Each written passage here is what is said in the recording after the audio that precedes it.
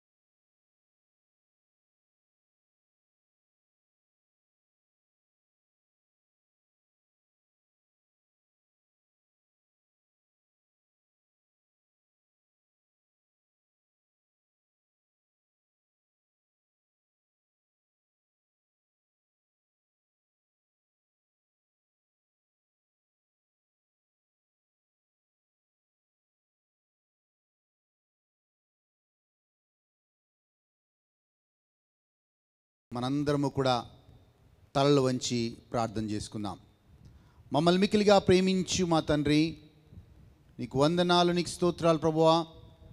ఈ రోజుని బట్టి, ఈ సమయాన్ని బట్టి వందనాలు నాయనా.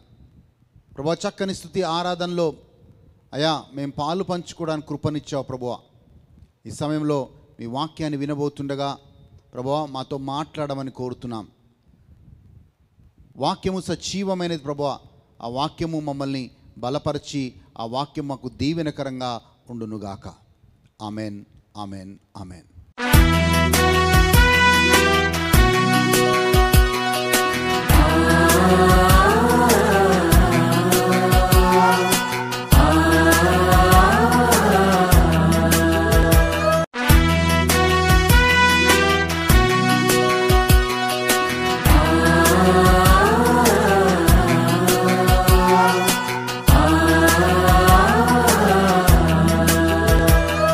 ఈరోజు మనం లూకా సువార్త 22వ అధ్యాయం 31 నుంచి 34 వచనాలని మనం ధ్యానిద్దాం.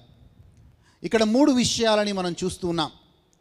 ఒకటి, దేవుని ప్రణాళిక మన పట్ల ఏమై ఉంది. రెండవదిగా, సాతాను ప్రణాళిక మన జీవితంలో ఏమై ఉంటుంది. మూడవదిగా, మనిషి యొక్క వాంఛ, హృదయ వాంఛ ఎలా ఉంటుంది అని 3 విషయాలని ఈ యొక్క చిన్న వచనాల్లో మనం ధ్యానిద్దాం. యేసు ప్రభువు ఇంకా కొన్ని గడియల్లో ఆ యొక్క రోమా సైనికులు పట్టబడబోతుండగా యేసు ప్రభువు ఆ పేతురు వైపు చూసి, సిమియోను, సిమియోను, నిన్ను సాతాను గోధుమల వలె జల్లడి పట్టాలని నిన్ను చూస్తుంది, జాగ్రత్త, కానీ నేను నీ కోసం ప్రార్థన చేశాను. ఎప్పుడైతే ప్రార్థన చేస్తున్నానో అప్పుడు నీవు నా వైపు తిరిగి నీ సహోదరుని బలపరచు అనే మాటని యేసుప్రభు అంటున్నాడు. సాతాను ప్రణాళిక మనం చూసినట్లయితే సాతాను ఏమనుకున్నాడు, ఇక యేసుప్రభు శిలువలో మరణించబోతూ ఉన్నాడు. ఆయన ద్వారా వచ్చిన శిష్యులందరినీ కూడా నేను ఒకవేళ చెల్లా చెదర కొట్టినట్లయితే, వాళ్ళని విశ్వాసంలో బలహీనపరిచినట్లయితే ఇక నేనే గెలిచినట్లు అని బహుశా సాతాను అనుకున్నాడేమో. ఈరోజు ఒక పేతురుతోనే కాదు, అందరు అపోస్తులని వాళ్ళ విశ్వాసంలో చెదరగొట్టాలని అక్కడ సాతాను ప్రణాళిక చేసినట్లుగా మనం చూస్తున్నాం. ఈరోజు మనం కూడా మన కుటుంబాల్లో మనం ఎంతగా దేవుడికి దగ్గరయ్యే ప్రయత్నం చేస్తామో అంతగా నీ విశ్వాసంలో నిన్ను బలహీనం చేయాలని, బలహీనపరచాలని, నీ దేవుడికి దూరం చేయాలని, దేవుడికి దూరం కావడం వల్ల దేవుని ఆశీర్వాదానికి నేను దూరం చేయాలని సాతాను ఎప్పుడు కూడా ఆయన ప్రణాళికలు వేస్తూ ఉంటాడు. ఇక్కడ ఎందుకు పేతురుని గోధుమల వలె జల్లడి పట్టాలని ప్రయత్నం చేస్తున్నాడంటే, యేసుప్రభువు చాలా స్పష్టంగా పేతురు గారితో అన్నాడు, పేతురు, నువ్వు బండవి, నీ మీద నా సంఘమును కడతాను అని యేసయ్య పేతురుకి వాగ్దానం చేశాడు. ఇక పేతురు గారి ద్వారానే ఆ యొక్క సువార్త వ్యాప్తి జరుగుతుందని సాతాను గ్రహించి ఆ పేతురు యొక్క విశ్వాసాన్ని బలహీనపరచడానికి సాతాను ఒక ప్రణాళికని వేసుకున్నాడు. ఈరోజు మనం ఎంతగా దేవుడికి దగ్గర అవుతున్నప్పటికీ కొన్నిసార్లు ప్రార్థన చేస్తూ ఉంటాం, అనేక శోధనలు వస్తాయి, అనేకసార్లు మన విశ్వాసానికి పరీక్షలు వస్తాయి, మనము నిజంగా ముందుకు వెళ్ళాలా అనే ఆలోచనలో, సందిగ్ధతలో మనం జీవిస్తూ ఉంటాం. కానీ మీ అందరికీ శుభవార్త ఏంటంటే, ఎప్పుడైతే ఆ భయంకరమైన పరిస్థితిలో ఉంటామో మన కోసము ప్రధాన యాజకుడుగా ఉన్న మన ప్రభు అయిన యేసుక్రీస్తు మన కోసము ప్రార్థిస్తూ ఉన్నాడు. ఆ రోజు పేతురుతో చాలా స్పష్టంగా అన్నాడు, పేతురు, నేను నీ కోసము ప్రార్థించాను. ఎందుకు ప్రార్థించాను అంటే, నీ విశ్వాసంలో బలహీనపడకుండా నేను ప్రార్థించాను అంటున్నాడు. ఆ రోజు పేతురు ఒక విశ్వాసంలో బలహీనపడకుండా యేసయ్య ప్రార్థన చేస్తూ ఉన్నాడు. ఈరోజు వరకు కూడా తండ్రి కుడిపాశాన యేసు ప్రభు కూర్చొని నీ కోసం, నా కోసము ప్రార్థన చేస్తూ ఉన్నాడు. రోమీయులకు రాసిన లేఖ 8వ అధ్యాయం 26వ వచనంలో మన వాక్యంలో చూస్తే అక్కడ యేసు ప్రభు మూలుగుల ద్వారా మన కోసము ప్రార్థన చేస్తున్నాడు అనే మాటని మనం బైబిల్లో చూస్తూ ఉన్నాం. ఆ రోజు శిష్యులని ఏర్పరచుకునే ముందు కూడా యేసయ్య రాత్రంతా ప్రార్థన చేసి ఆ శిష్యులని కూడా అందరినీ కూడా ఏర్పరచుకున్నాడు అని మనం బైబిల్లో చదువుతున్నాం. ఇంకొక సందర్భంలో యేసు ప్రభు హెబ్రీయులకు రాసిన లేఖ 5వ అధ్యాయం 7వ వచనంలో కన్నీళ్లు విడుచుతూ యేసు ప్రభు ప్రార్థన చేశాడు అనే మాటని అక్కడ మనం బైబిల్లో చదువుతున్నాం. అనేక మార్లు యేసు ప్రభు ఏం చేసినా, సాతాను ఎన్ని పన్నాగాలు పన్నినా, సాతాను ఎన్నిసార్లు యేసు ప్రభుని విశ్వాసంలో బలహీనపరచాలనుకున్నా, సాతాను ఎంతమందిని యేసు ప్రభు మీదకి పంపించినా యేసయ్య మాత్రం ప్రార్థన విడవకుండా, విశ్వాసంలో బలహీనపడకుండా తండ్రి చిత్తాన్ని నెరవేరుస్తూ ముందుకి సాగాడు అనే విషయాన్ని మీకు ఈరోజు జ్ఞాపకం చేస్తూ ఉన్నాను. సాతాను ఆయుధం మనల్ని శోధించటం, సాతాను ఆయుధం మనల్ని విశ్వాసంలో బలపరచడం అయితే, ఒక విశ్వాసిగా మన కుటుంబంలో మనం జీవిస్తూ మన ఆయుధము ప్రార్థన అనే విషయాన్ని జ్ఞాపకం చేస్తున్నాను. నువ్వు ఎప్పుడైతే ప్రార్థనలో బలంగా ఉంటావో, నీకెన్ని ఆటుపోట్లు వచ్చినా, ఎన్నిసార్లు సాతాను నిన్ను విశ్వాసంలో బలహీనపరచాలని చూసినా నువ్వు ధైర్యంగా ముందుకు వెళ్ళగలుగుతావు. నువ్వు అనుకున్నది నీ జీవితంలో సాధించగలుగుతావు. ఎన్ని వ్యతిరేకతలు వచ్చినా అవన్నిటినీ పోరాడడానికి దేవుడు నీ పక్షాన ఉంటున్నాడు. నీ పక్షాన ఉండి దేవుడు నీకు విజయాన్ని ఇవ్వబోతున్నాడు. ఇక పేతురుకి యేసు ప్రభువు చెప్పిన సమాధానం ఏంటంటే, పేతురు నీ కోసం ప్రార్థన చేశాను.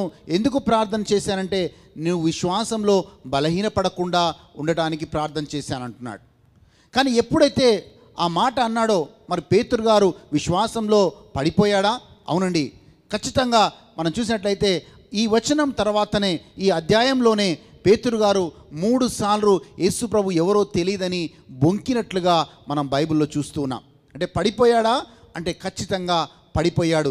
విశ్వాసంలో బలహీన పడ్డాడు కాబట్టే ఆయన యేసు ప్రభు ఎవరో తెలియదని 3 సార్లు బొంకుతూ ఉన్నాడు. కానీ మళ్ళీ ఆ విశ్వాసంలో బలహీన పడిన పేతురుని వెతుక్కుంటూ యేసు ప్రభు వస్తూ ఉన్నాడు. యేసు ప్రభు ఆ తిబేరియా సరస్సు దగ్గరికి వచ్చినప్పుడు పేతురు నిరాశతో, నిస్పృహతో మొదట ఏ వృత్తినైతే చేశాడో, మొదట చేపలు పడుతూ ఎలాగైతే జీవించాడో, ఆ తిబేరియా సరస్సు దగ్గర మళ్ళీ చేపలు పడుతూ తన జీవనాన్ని సాగిస్తున్న సందర్భంలో యేసయ్య వచ్చి మళ్ళీ పేతురు గారి విశ్వాసాన్ని బలపరుస్తూ ఉన్నాడు. ఆ విశ్వాసంలో బలపడిన పేతురు గారు మనం అపోస్తుల కార్యాల్లో చూస్తున్నాము. అనేక మందికి సువార్తని ధైర్యంగా బోధించినట్లుగా కూడా మన వాక్యంలో చదువుతున్నాం. అక్కడున్న యూదులకు భయపడలేదు, అక్కడున్న ఫరిసేయులకు భయపడలేదు, అక్కడున్న ఎవ్వరికి కూడా పేతురు గారు భయపడలేదు. ధైర్యంగా సువార్తని ప్రకటిస్తూ, ఇదిగో ఈ కళ్ళతో మేము చూసాం, ఈ చెవులతో మేము విన్నాం, ఆయన్నే లోక రక్షకుడు అని పేతురు ధైర్యంగా సువార్తను చెప్తూ అనేక మందిని యేసు వైపు తిప్పుతూ ఆయన జీవించినట్లుగా మనం బైబిల్లో చదువుతున్నాం. ఈరోజు నువ్వు విశ్వాసంలో బలహీనపడ్డావా? బహుశా పడిపోయావా పేతురులాగా? యేసయ్య అన్నాడు, నువ్వు తిరుగు. టర్న్ అనే మాట ఇంగ్లీష్లో ఉంది. టర్న్ అంటే రిపెంట్ అని అర్థం. తిరుగు అంటే మారు మనసు పొందు అని అర్థం, పశ్చాత్తాపడు అని అర్థం. నువ్వు పడిపోయినట్లయితే పశ్చాత్తాపడి యేసుక్రీస్తు వైపు తిరిగి నువ్వు మళ్ళీ నీ సహోదరుని బలపరచు. అంటే అవిశ్వాసంలో ఉన్న వాళ్ళని, విశ్వాసంలో బలహీనులుగా ఉన్నవారిని నీవు బలపరిచేవాడిగా నువ్వు ఉండాలి అనే మాటని బైబిల్లో మనం చదువుతున్నాం. ఈరోజు ఆ స్థితిలో ఉంటే, ఏ స్థితిలో ఉన్నావో, నిరుత్సాహంలో ఉంటే, పేతురులాగా మీరు కూడా నిరుత్సాహంలో ఉంటే, ఆ తిబేరియా సరస్సు దగ్గర పేతురు గారు ఉంటూ నా నుంచి యేసు ప్రభు వెళ్ళిపోయాడు, మరణించాడు యేసు ప్రభు, మా నాయకుడు లేడు అని వాళ్ళు తిరిగి ఆ చేపలు పట్టే వృత్తిలోకే వాళ్ళు వెళ్ళిపోయారు. కానీ యేసయ్య నువ్వు చేపలు పట్టే వాళ్ళలాగా కాదు, నిన్ను మనుషులని పట్టేవాళ్లాగా చేస్తాను అని వాగ్దానం చేశాడు. యేసయ్య ఆయన ప్రణాళికని పేతురు గారి జీవితంలో నెరవేర్చుకున్నట్లుగా మనం చూస్తూ ఉన్నాం.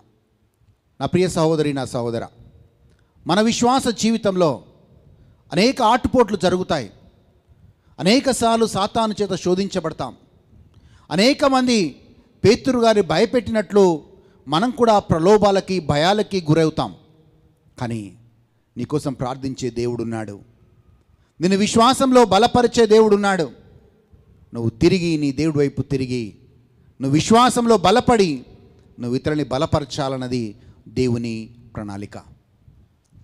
పేతురు గారు ఒక మాట అన్నారు. దాని తర్వాత ఎప్పుడైతే యేసు ప్రభు అంటున్నాడో, పేతురు నిన్ను సాతాను గోధుమల వలె జల్లెడి పట్టాలని అంటున్నాడో, లూకా సువార్త మనం 21వ అధ్యాయం 34వ వచనంలో పేతురు గారు అంటున్నారు, ప్రభువా నీకోసము చెరసాలకైనా వస్తాను ప్రభువా, ప్రభువా నీకోసము నేను మరణించడానికి కూడా సిద్ధము అంటున్నాడు.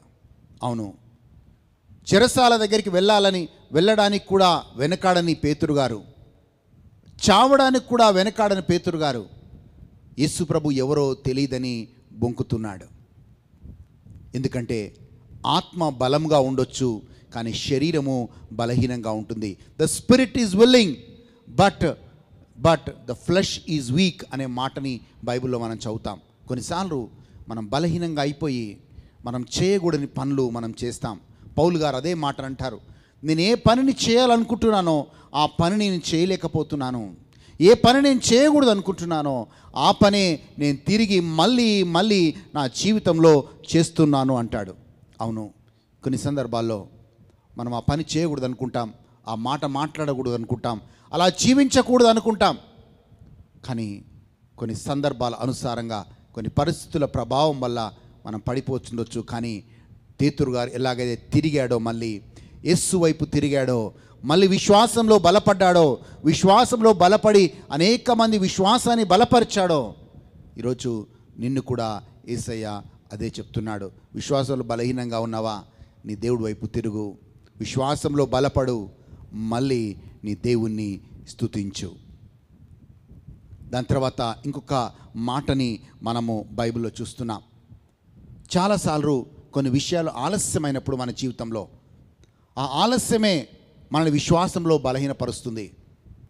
వాక్యంలో చూస్తున్నాము, అబ్రహాముకి 75 సంవత్సరాల వయస్సులో యేసు ప్రభు యావే దేవుడు ఒక వాగ్దానం చేశాడు. ఆ వాగ్దానం నెరవేర్పులోకి రావడానికి సుమారు 25 సంవత్సరాల సమయం పట్టింది. 25 సంవత్సరాల సమయంలో అబ్రహాము విశ్వాసంలో బలహీనపడ్డాడు. ప్రభువా ఇగో ఈ వయసులో నాకు పిల్లలా అని ఒక మారు దేవుడిని చూసి నవ్వాడు కూడా. తన భార్య అయిన సారా కూడా విశ్వాసంలో బలహీనపడి దేవుడి వైపు చూసి నవ్విన రోజులు ఉన్నాయి. కానీ దేవుడు ఆ అవిశ్వాసంలో ఉన్న వారిని, అవిశ్వాసంలో ఉన్నవారు ఇద్దరిని కూడా వాళ్ళ విశ్వాసంలో బలపరచడానికి, వాళ్ళ శరీరాలు పని చేయకపోయినా, వాళ్ళు వృద్ధాప్యంలో ఉన్నా, వాళ్ళు పిల్లలు కనే పరిస్థితిలో లేకపోయినా దేవుడు తన వాగ్దానం నెరవేర్చుకునేవాడు అని దేవుడు నిరూపించాడు, దేవుడు నిర్ధారణ చేశాడు, తన మాట ఇచ్చి దేవుడు నెరవేర్చుకున్నాడు. ఎప్పుడైతే అబ్రహాము సారాకి ఇస్సాకు పుట్టాడో వాళ్ళు విశ్వాసంలో బలపడ్డారు. అందుకే అబ్రహాముని మనం ఏమని పిలుస్తాం, విశ్వాసులకి తండ్రి అని పిలుస్తాం. We call him the father of faith. అక్కడి నుంచి అబ్రహాము విశ్వాసంలో బలపడ్డాడు, అనేక మందిని బలపరిచాడు. సొదొమ గొమొర్రా నాశనం అయ్యే ముందు అబ్రహాము దేవుడి దగ్గర గోజాడి ప్రార్థన చేస్తున్నాడు, ప్రభువా 10 మంది నీతిమంతులు ఉన్నా ప్రభువా సొదొమ గొమొర్రా వదిలేస్తావా అని దేవుడి దగ్గర బ్రతిమలాడుతున్నాడు. విశ్వాసంలో బలపడ్డ అబ్రహాము ఇతరుల కోసం ప్రార్థిస్తున్నాడు. విశ్వాసంలో బలపడ్డ అబ్రహాము అనేకులకి విశ్వాసం అంటే ఏంటో నేర్పిస్తూ ఉన్నాడు. ఆ రోజు ఇస్సాకుని బలి ఇవ్వమన్నప్పుడు ఏమాత్రం సంకోచించకుండా వెళ్ళి ఆ యొక్క ఇస్సాకుని బలి ఇవ్వడానికి తీసుకొని వెళ్తున్నాడు. నా ప్రియ నా సహోదరా, ఈరోజు నీ విశ్వాసంలో బలహీనపడ్డావా? నీవు మళ్ళీ దేవుడి వైపు తిరిగి నువ్వు విశ్వాసంలో బలపడాలి. విశ్వాసంలో బలపడి నువ్వు అనేకులని బలపరచాలి. అవిశ్వాసంలో ఉన్న వారిని బలపరచాలన్నది దేవుడి ప్రణాళిక. ఈరోజు నీ కుటుంబంలో ఎవరైనా విశ్వాసంలో బలహీనంగా ఉన్నారా? వారి కోసం ప్రార్థన చేయండి, వారితో ప్రార్థన చేయండి. ఆ రోజు యేసు ప్రభు గెత్సెమనీ తోటలో ప్రార్థన చేస్తూ మళ్ళీ శిష్యుల దగ్గరికి వచ్చి ఓ మాట అన్నాడు, అయ్యా ఇది చివరి గడియ, మీరు మేలుకొని ప్రార్థన చేయుడి అన్నాడు.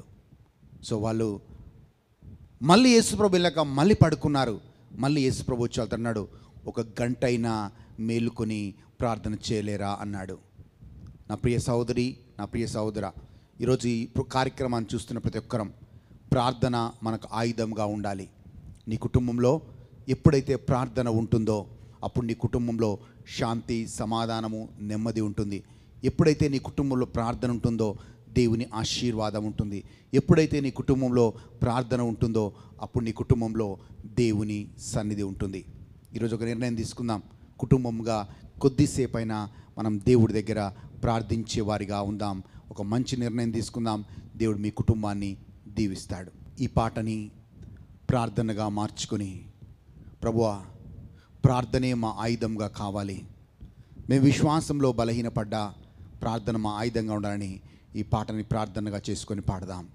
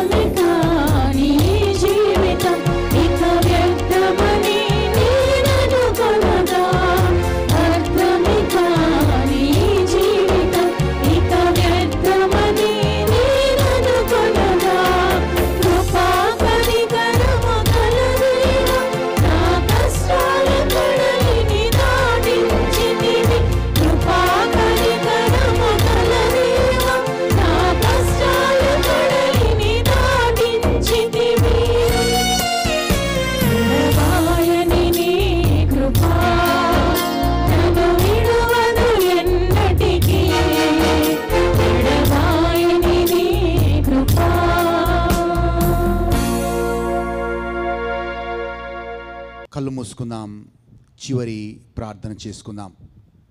మమ్మల్ని మిక్కిలిగా ప్రేమించు మా తండ్రి, అయ్యా నీ గొప్ప కృపకై వందనాలు, నీ కనికరానికై వందనాలు.